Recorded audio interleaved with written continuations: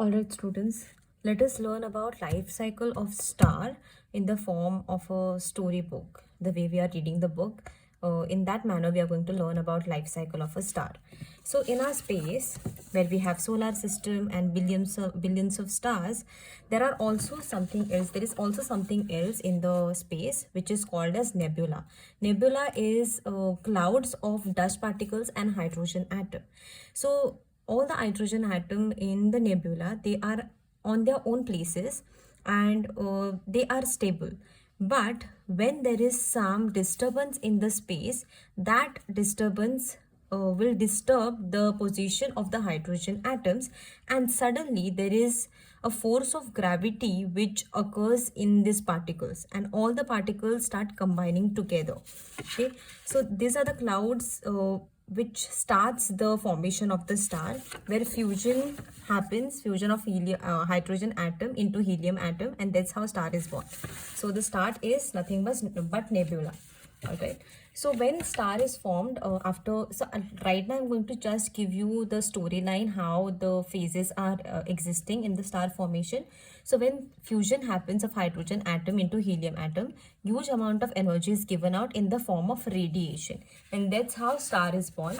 So there are two types of stars which are born. One is ordinary star and other is massive star. So if it is ordinary star, that means it is not that big in size. That means the previous phase of formation of the star with which it starts, it is starting with a less mass. And if it is massive star, then it has started with a huge mass, and that's why it forms into a massive star. It definitely depends upon the color. The color which it gives out will state what kind of temperature it has. So if it is towards violet and bluish region, that time you have to understand that star is very hot. And if it is towards reddish yellowish region, then or whitish region, then that star is an ordinary star, and that star is just not having that much of high temperature. Now the normal fusion is going on in the star, and it is giving out radiation. After the fuel is over, hydrogen fuel is over, and in massive star there are different kinds of fuel formed. When that fuel gets over, what happens to the ordinary star is it will start, all the core layers will start collapsing in a very dense object, and the star will become very unstable. And when it will become unstable, the core will rise to a very high temperature, and it will heat up the star. And that's how there is, after the rise in temperature, there is going to be expansion. So it expands, and the outer layer of the star is going to expand and then cool down, and that's why it is called as red giant. Okay, so why it is called as red giant? Because when it expands and then cools down, it takes up red color, red as its color, and that's why it is called as red giant. And with the massive star, what happens? The star, because it is massive, it will also start, when the fuel will get over, it will also start collapsing in a very dense object. And outer layers, when it will start collapsing, that time core temperature is going to rise, and core is going to heat the outer layers as well. And that's why this massive star is going to form red supergiant, because definitely its size is going to be bigger, and that's why it is called as red supergiant. After this phase, this is very unstable phase. Core is not able to hold that instability. Even though it is, accreting in a very dense object, it is still very unstable. And after this phase, the outer layers are given out in the form of explosion in red giant star. And the explosion in red giant star, where all the outer layers are given out, is called as planetary nebula. And there is inner core which is left, which is very dense object, and that dense object is called as white dwarf. So white dwarf, because it is having a very high temperature, initially it looks white, but later on it starts looking like a brown dwarf. It takes black or black dwarf, because it looks like a black color. It takes black color. All right, so white dwarf becomes black dwarf. And now what happens with the red supergiant is, even here also the core is very unstable, because it is continuously accreting all its matter in the core in a very dense object, and that's why it is very unstable. And all the outer layers here also are given out, and that explosion here is called as supernova, because it is very huge explosion which happens. And there are two types of dead star which is formed in supernova explosion. It depends upon what kind of core, so whatever core matter will be left inside, depending on its mass, the dead star will the name of the dead star will be decided. So if the mass which is remaining, if it is between 1.4 solar mass to 3 solar mass, then that star is going to be neutron star. If the core is having very high gravitational field in which it is becoming a very dense object, then the dead star which is formed there under the gravitational field, even the electrons and protons are combined to form neutrons. That high gravitational field it has, and that's why it forms a very dense object. Such a huge dense object that it cannot even light cannot escape that density or huge gravitational force of attraction. So that kind of dead star is called as black hole. So it will have mass which is going to be greater than 3 solar mass. And that's where these three types of dead star are formed. So white dwarf is the product of an average star, dead star of an average star, and these two are product of massive star. So there are, in same massive star, two byproducts cannot happen. It depends definitely on which mass it had started with, and core will be left with how much mass. So if it is between 1.4 to 3, it will be neutron star. Greater than 3 solar mass, then it is going to be black hole. So that is how the life cycle of the star is. Now let us see in detail exactly what happens. So when there is nebula, I started with nebula. In nebula, there are atoms of hydrogen at at their own places existing. So let us see in this kind of diagram what is there. So consider this circle as nebula and hydrogen at their own space. So because they are in their own position, the energy which it has is gravitational potential energy. But because of some disturbances in the space, these positions are disturbed, and that's why there is a huge gravitational force which is existing now. Starts existing in this nebula, and that's why all the hydrogen atoms starts getting pulled in a very compact object inside the core. And gravitational potential energy of hydrogen atom, definitely because they all start collecting in the core in a very compact object or a very dense object, gravitational potential energy is converted into kinetic energy. Kinetic energy, when it increases, definitely it leads to increase in the temperature. Alright, and the compact object which is now formed when all the hydrogen atoms are combined together is called as protostar. Now this is the final mass. So protostar is a phase where it tries to collect how much ever matter it can collect from the nebula, from where it has started.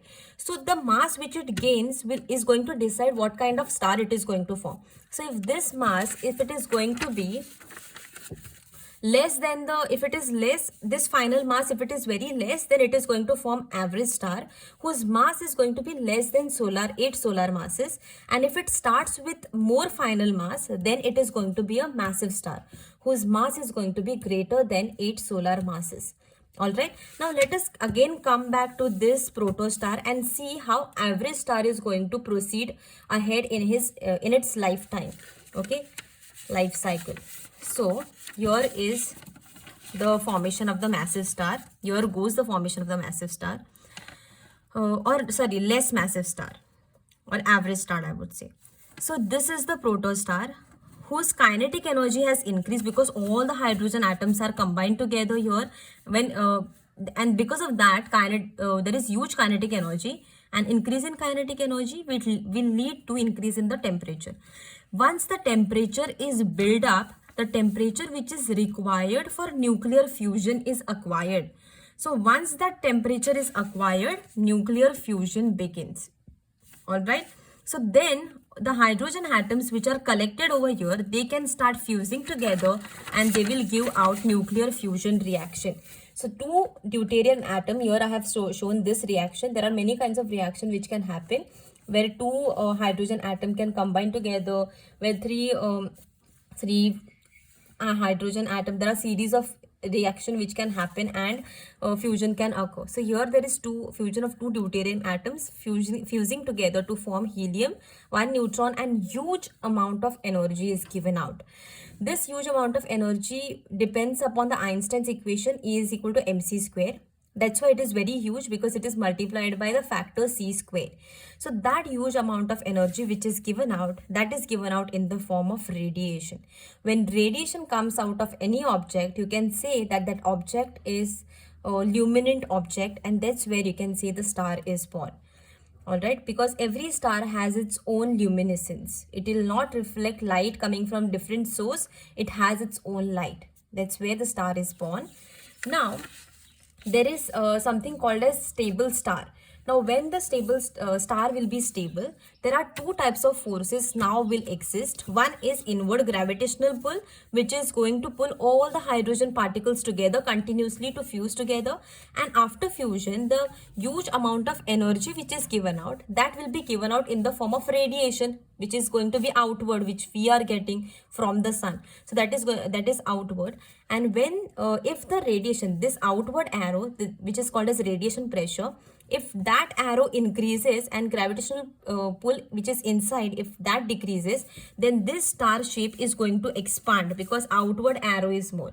If inward arrow is somehow, if that increases and outward arrow if it decreases, then definitely this shape of arrow is going to shrink down.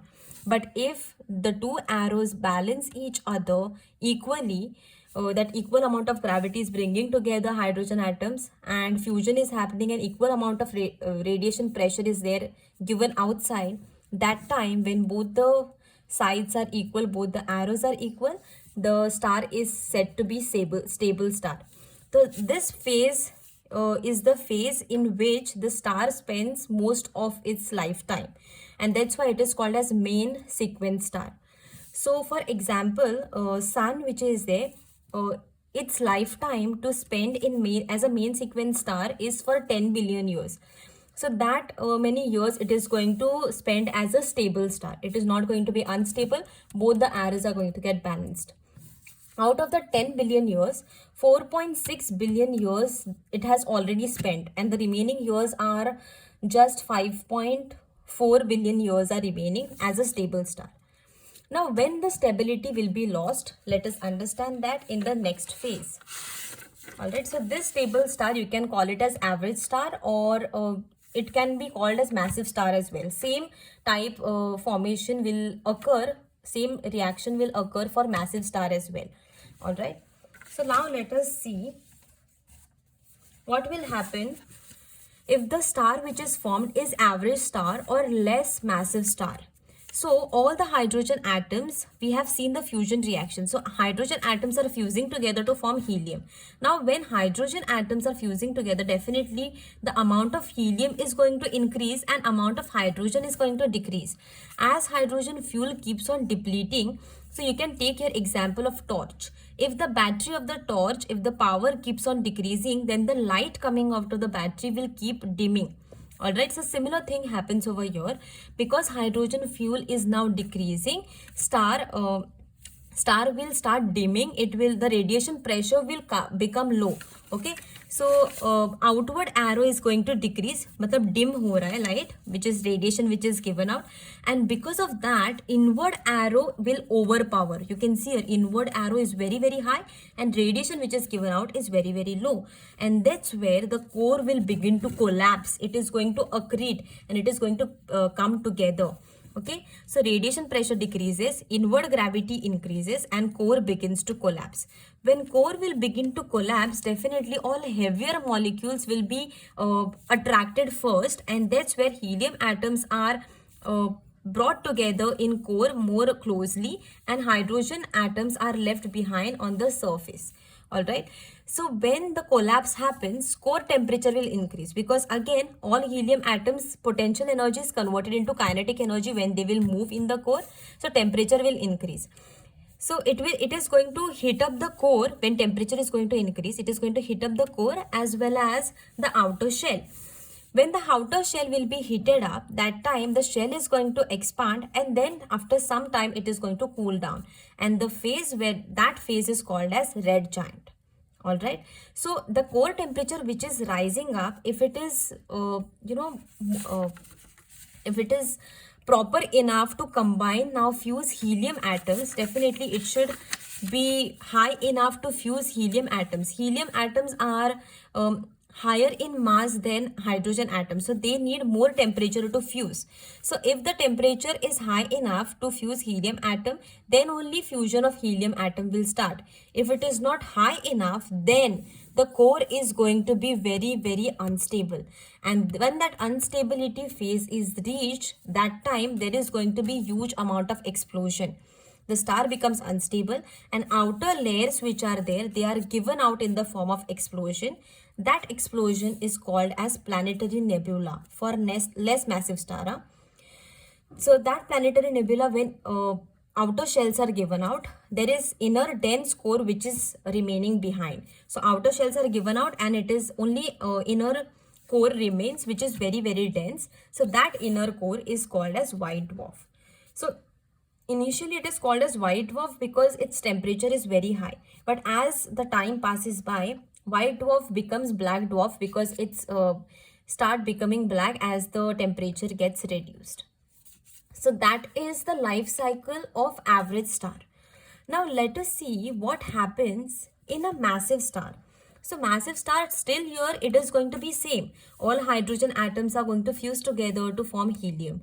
As hydrogen fuel is going to get over, there is going to be huge amount of gravitational force which is going to attract all helium atoms inside the core, and hydrogen atoms are going to go outside.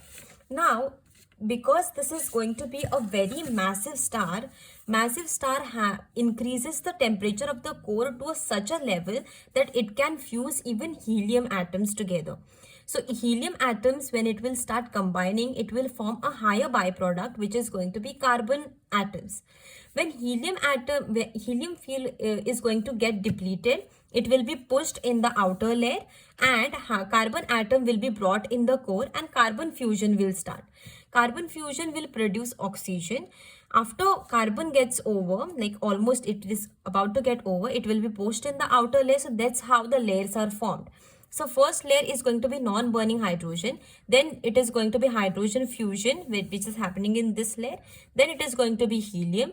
And as you go on towards the core of the star, of a very, star with more than 8 solar mass, this is called as massive star.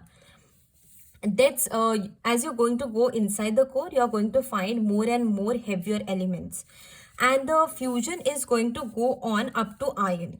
So massive star which is there, core temperature is high enough to form heavier elements up to iron. So hydrogen can fuse together to form helium, helium can fuse together to form carbon, carbon can form oxygen, oxygen can form neon, neon can form magnesium, magnesium can form silicon, and silicon finally can form iron. Now it tries to raise temperature high enough to fuse iron, but still it is not able to reach that high temperature, and that's where the core will start becoming very unstable. So this phase which is there, where all the layers are formed after each fuel is going to get depleted, that phase is called as a red supergiant. Okay, why it is called as red supergiant? Because there are so many layers of different heavier elements in this massive star. All right, finally when the fusion is going to stop, because iron is not going to fuse because that much high temperature is not reached, and the star is going to be very unstable, and it is going to finally undergo explosion. Now this explosion is going to be definitely bigger explosion. That explosion is called as supernova explosion. So outer layers are given out. So when this explosion happens, that time this explosion is so huge that even this iron, the energy which is produced in that explosion, in that iron fusion also happens, and it forms other higher elements as well, but it is given out in the space, and when it goes out in the space, that is called as interstellar remains of the explosion. That remains will act as a fuel to the future star formation. So that forms a cloud called as nebula. All right, so these layers which are given out are very important for future star formation. All right, so after supernova explosion, the layers which are given out, there are inside core which remains. So that core mass is going to decide what kind of dead star it is going to form. So if the core mass is between 1.4 to 4 solar mass, then it is going to be neutron star. And if the gravitational field inside the core, if it is too high, then it is going to for even denser uh, even denser dead star, which has mass greater than 3 solar mass, and the gravitational field is so high that even electron and protons combine together to form neutrons. That high gravitational field it has, that even subatomic particles start combining together in that gravitational field. That high temperature, that high gravitational field is there. So the remaining core which is there, that will have mass greater than 3 solar mass, and the dead star which is formed is black hole. So the gravity is so high that even light cannot escape that gravitational field. It is attracted and it is taken inside the gravitational field of the black hole.